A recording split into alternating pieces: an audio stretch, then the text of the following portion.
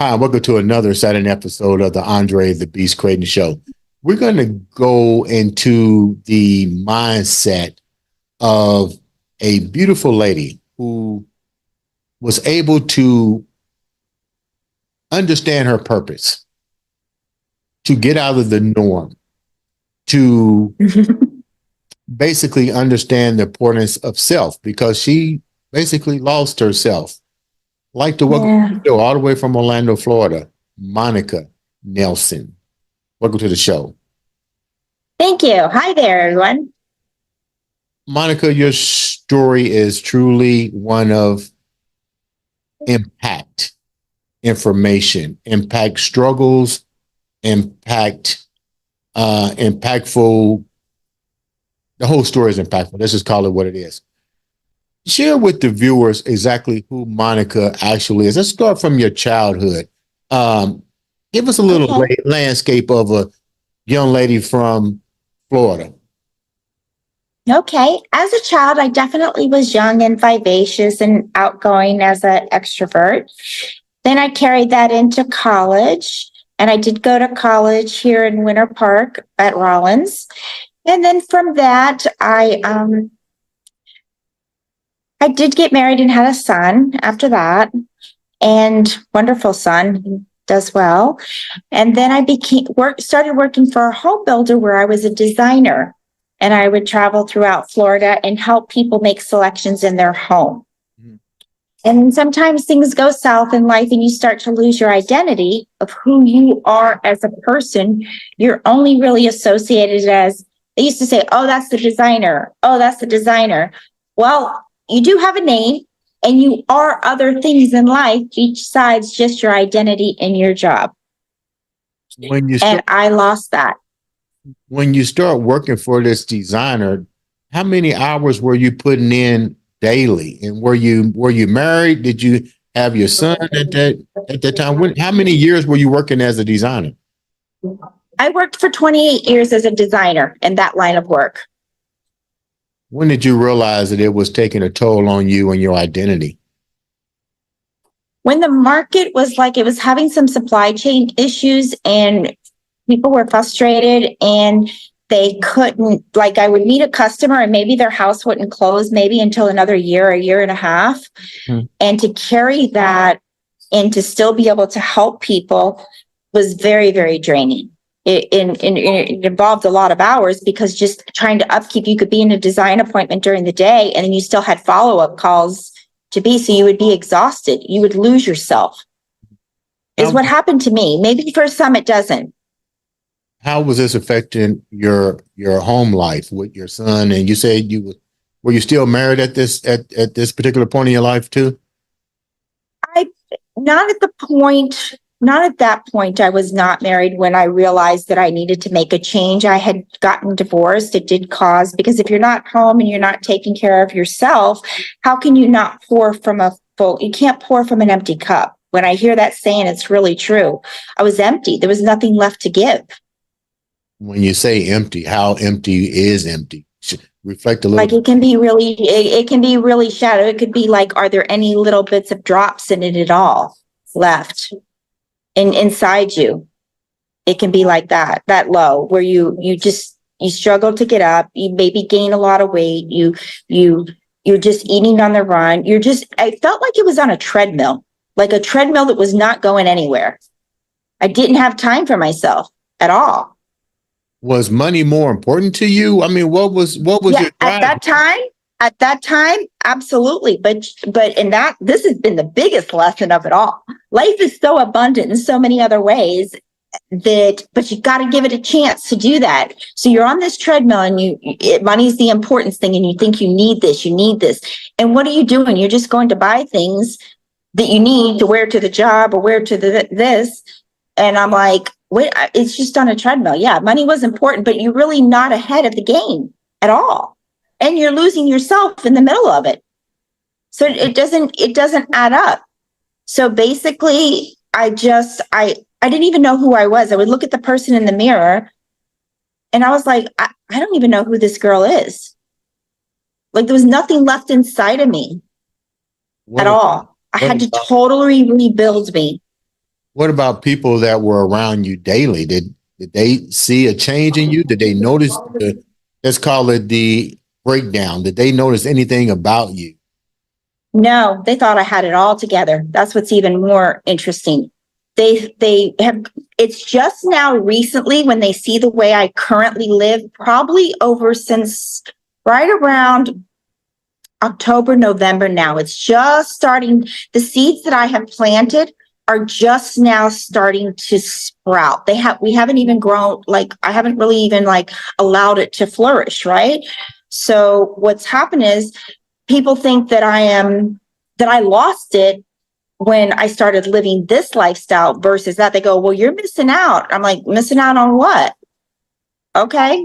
What do you mean? Like, lifestyle? What was the two different lifestyle transitions? The past so and the current? Yeah. Okay. So that was getting up, going to work, working lots of hours and being empty at the end of the day. Okay. Mm-hmm. Then what happens is now you saw me earlier, right? I was over there ready to take this podcast by the pool. Yeah, I saw that.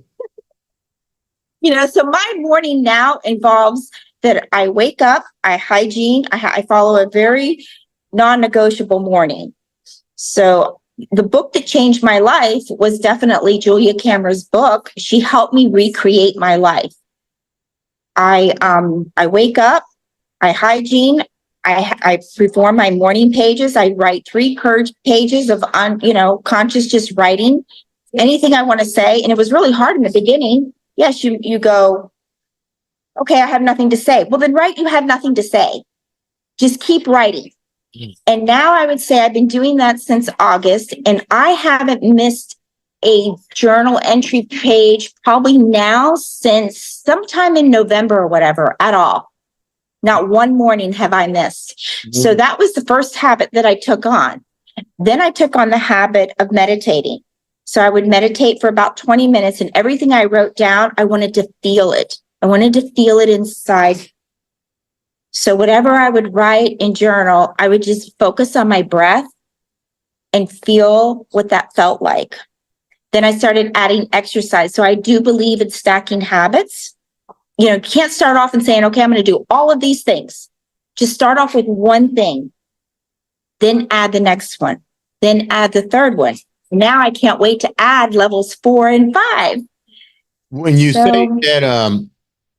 say that you did something different and you say journaling was really crucial for you, when you look back at your journal, what was at least 3 of the things that you journaled that you was like, wow, I wish I had did this a long time ago, or more important, oh my God, yes, this is really important. I should have recognized it.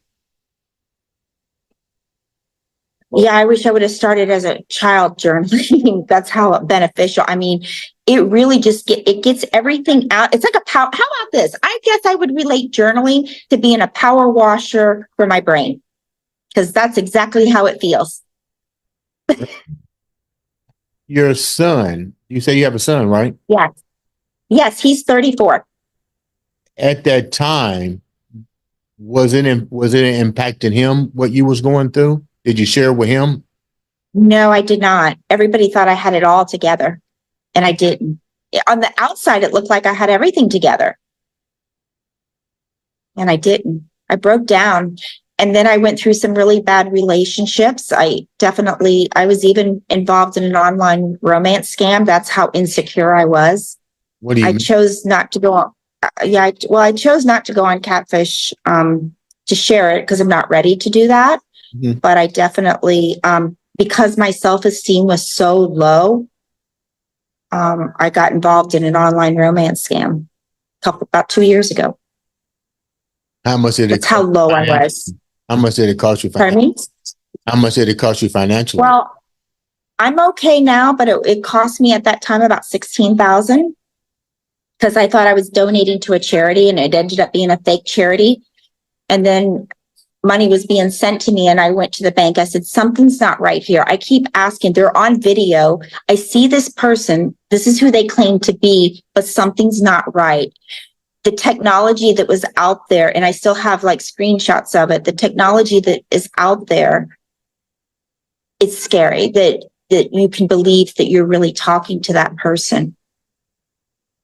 And that was really, it began to be that was the only relationship I had because I was in such a dark place. So I just would believe everything that person would tell me. It was really, I don't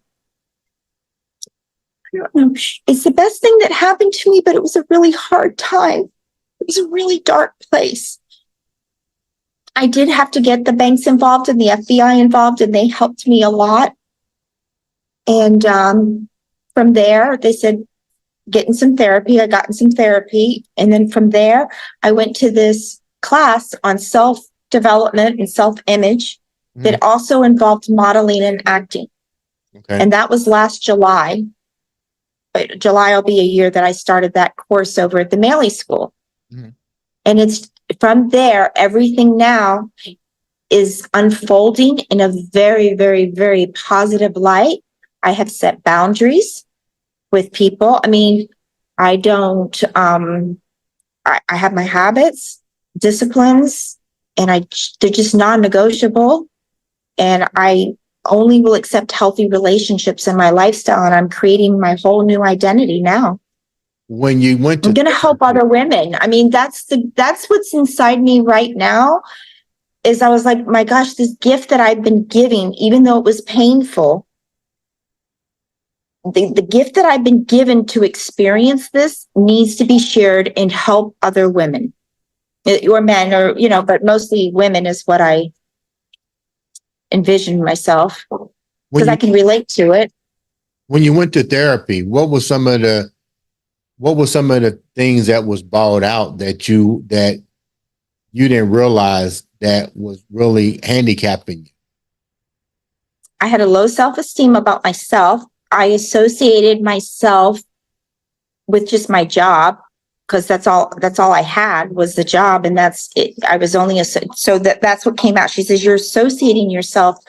You're attached to the job, to the identity. What about Monica? Who's Monica is the questions that she would ask me. Like, I need you to talk about who Monica is, not about you as a designer.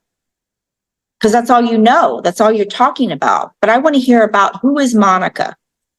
And that's the start of it. And then that's when in August after that, I started with the Julia Cameron's book, The Spiritual Path is phenomenal. The Artist's Way is just, it changed my life in a very positive way. So Monica, who is Monica and who is the other? Monica now is a very vivacious, vibrant, confident, beautiful woman.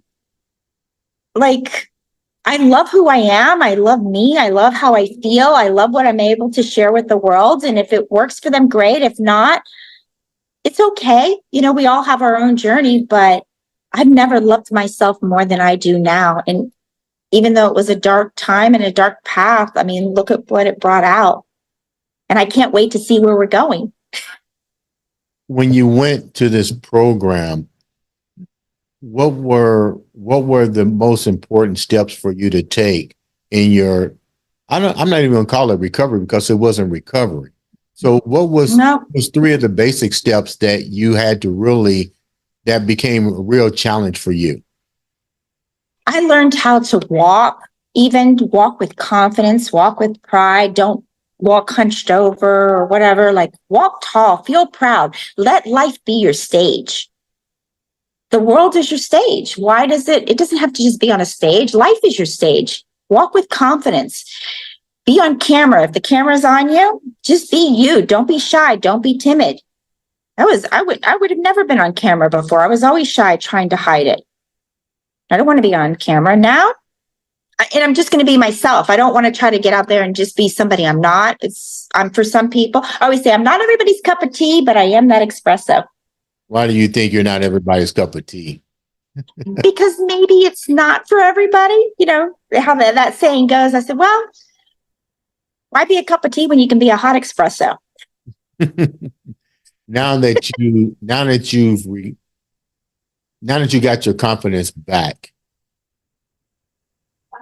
now that it's back, what are you planning to? How were you taking what you've gotten and playing it forward? Because you did mention that you want to empower other women. How are you doing that? Yes. I plan to do that. I'm going to have an ebook that's coming out that I'm currently writing right now that I'll put on I'll build a website, put that on the website, and have an ebook that they'll be able to, start with.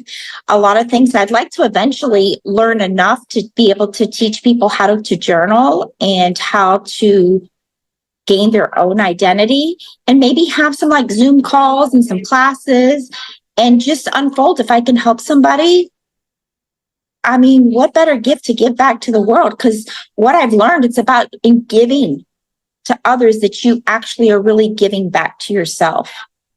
I mean, like I said, the morning routine, to do the 3 pages, to go exercise, to get your body moving. You get your body moving, you get sunlight, you meditate, you do all those things. It's just first thing in the morning, because if not, the day gets away. That's what works for me. Maybe somebody else is better at nighttime, but all I want to do is present the tools that worked for me and let everybody just try it. Just give it a try. And if it works, great, but you might along the journey discover your own path along with it if you just take the first step. Monica, some people might have this particular condition and not even know it. How does a person recognize? Is there symptoms to recognize if you're falling into this state that you were in? Because you said nobody knows. Well, that's a good question. That's a good question. How would they know? Well, the way I've got to think about how I would know. You just become a machine. You're on a treadmill and you're going nowhere. It's that, if anybody is feeling like that they keep going and going and working and working and working, and it's not going anywhere, that should be the first sign. That's the clearest sign that I presented. Yeah, I was making money, but I never had any money. So it was kind of interesting. It was always about buying this or doing that or going here and just on that treadmill. Today, I get to wake up and have my morning routine. If I want to sit by the pool, if I want to talk on here, yes, you still have to make money, but abundance comes in other forms. It doesn't always have to be in monetary means. You can live a quality lifestyle and life without all of those things. They're great. Luxuries are fantastic. I love them. We all love them, but they can show up in other ways. And my gosh, do they do. You have to let go and you have to trust the process. And the process comes from making sure you take care of yourself first and you find who you are inside. Because nothing on the outside can give this to you. You mentioned a group of individuals. How rampant is this? I mean, how many people have that you know of have been living in this code of silence? I would probably say more are living in it, even if they don't even realize they're living in it, because I can walk around through the day now and almost through energy, almost like sense or get like a sense because of my own energy now that I've gotten to know. You could tell people are hurt. You could tell people are hurting inside. And you know what I do when that happens? Because I just go, let me just sprinkle a little bit of joy and pixie dust around to hopefully that they feel they can just see it in themselves. Before we wrap up, your story is like I said, one that a lot of individuals can relate to. But what do you think would have happened had you stayed on that treadmill? I probably would have been I don't know if I went through depression because I did ask the therapist that, but I don't take any medications at all. My medication is the sunshine, you know, or you feeling down, go for a walk, go look at nature, connect with that. I take absolutely nothing at all. And I think if I would have stayed on that, a lot of people that I know, yeah, they have to go to the doctor and they get their supply every month. I mean, I'm no expert to know to call any of that. You know, everybody has to do what's right for them and maybe, but for me, my medicine is nature and sunshine.